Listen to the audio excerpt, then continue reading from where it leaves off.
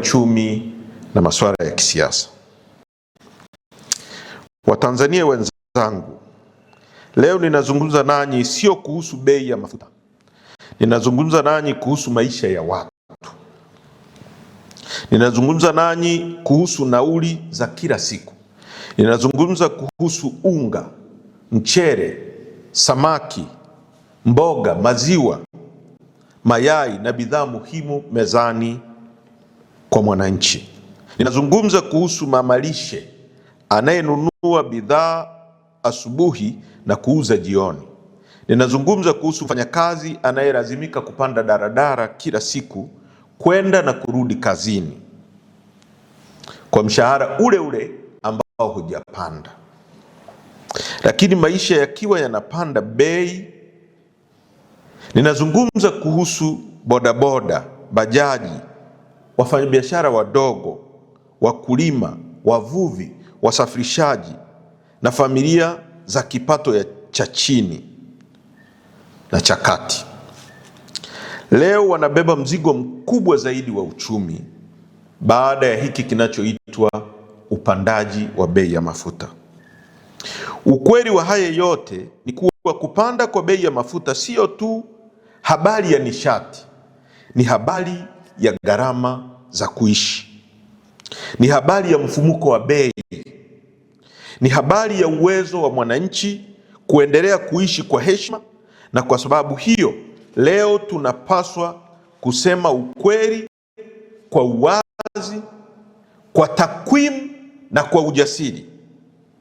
Watawala batili wa CCM, hata katika ubatili wao, ni lazima waambiwe kwa nguvu ya umma, na umma uwalazimishe kufanya kile kilicho cha haki na ambacho wananchi wanakitaka ili kuwapa ahueni ya maisha. Ndugu wa Tanzania, kwa mujibu wa takwimu za EWURA za mwezi Aprili, bei elekezi ya mafuta zimefikia viwango kama ifuatavyo: petroli shilingi 3,820 mpaka shilingi 4,017. Hii 4,017 nazungumzia Tarime, nazungumzia Kigoma, nazungumzia maeneo mengine ya kanda ya Ziwa. Bei ya diesel imefikia shilingi 3,806 mpaka shilingi 4,003 kwa lita. Na ikumbuke kwamba siku 10 tu zilizopita bei ya diesel ilikuwa shilingi 2,854. Kwa hiyo imepanda kwa zaidi ya shilingi 1,000 kwa lita, na maeneo mengine 1,000 na zaidi. Bei ya mafuta ya taa kerosene shilingi 3,500 mpaka shilingi 3,882. Hizi sio namba za karatasi.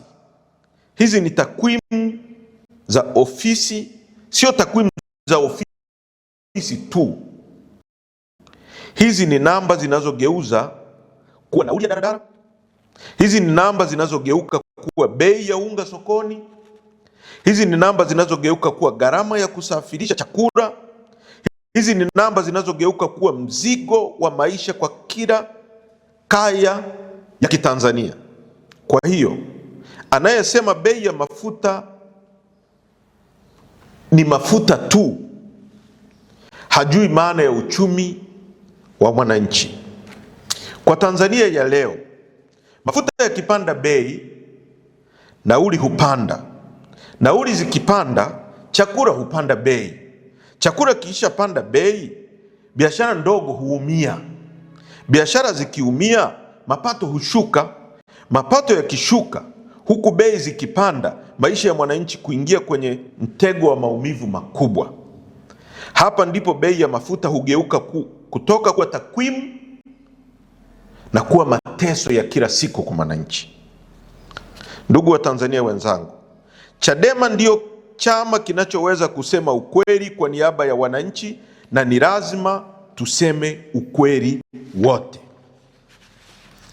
Serikali yenye uhalali, hapo tunasema kama kungekuwa na serikali yenye uhalali, wa watu, huwajali na kuwaonea huruma wananchi wake. Dunia inaweza kuanzisha mshtuko wa bei ya mafuta, lakini serikali inayowajali watu wake ndio huamua wananchi waumie kwa kiwango gani. Na hii ndiyo tofauti ya kisingizio cha uongozi uliopo. Serikali inapaswa kutatua kero na kuhakikisha maisha ya wananchi yanakuwa nafuu, huku huduma zikiwa zinapatikana kwa urahisi na kwa unafuu. Serikali haipaswi kulalamika na kutoa visingizio kwa mambo yanayotokea sehemu nyingine bila kugeuza ama kuchukua hatua za kuhakikisha wananchi hawaathiriki kwa kiwango kikubwa. Mambo yanayotokea huko kwingine, serikali makini inapaswa kujipanga na kuwa tayari kukabiliana na majanga na mambo mengine bila wananchi wake kuathirika.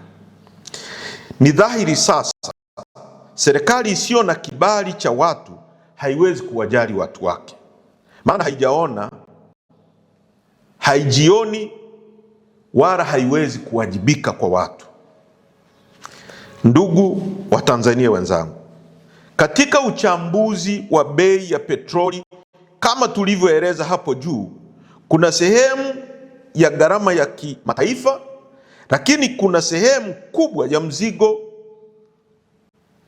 ambao unatokana na kodi na tozo mbalimbali za ndani ya nchi. Na hapa ndipo ninapoomba Watanzania wanisikilize kwa makini.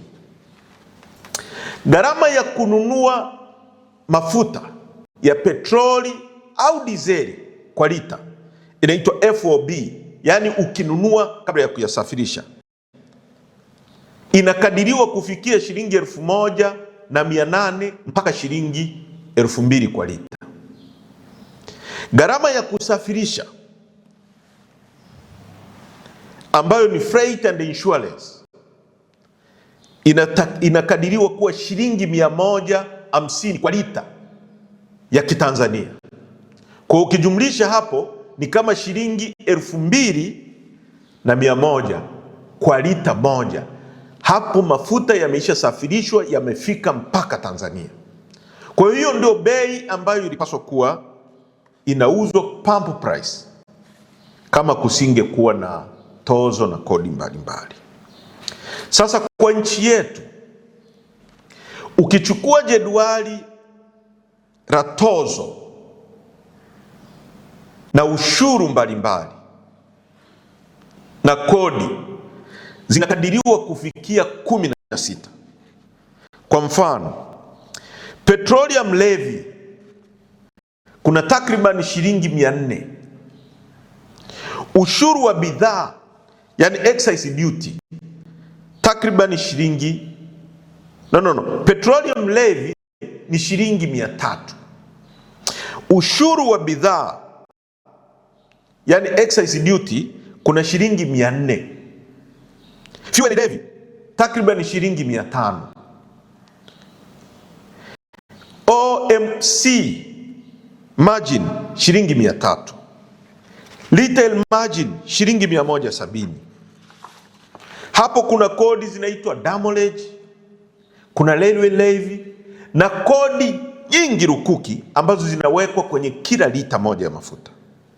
Lakini uchambuzi wa kina unaonyesha jambo moja la msingi kabisa. Kila shilingi 100 anayolipa mwananchi kwenye mafuta, takriban shilingi 31 ni tozo, ushuru na levi za ndani.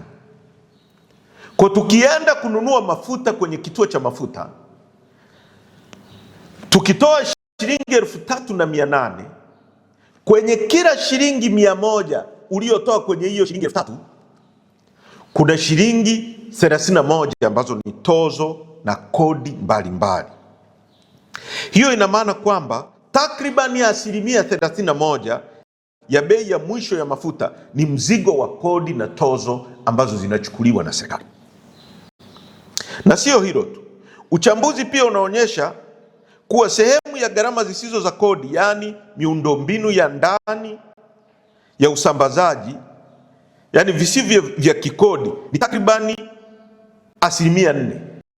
Kwa hiyo ukijumlisha ile 31% na 4%, kwa kuna karibia 35% ambazo zinachukuliwa kwenye haya mambo ya logistic, usafiri wa ndani na tozo mbalimbali. Kwa lugha rahisi kabisa,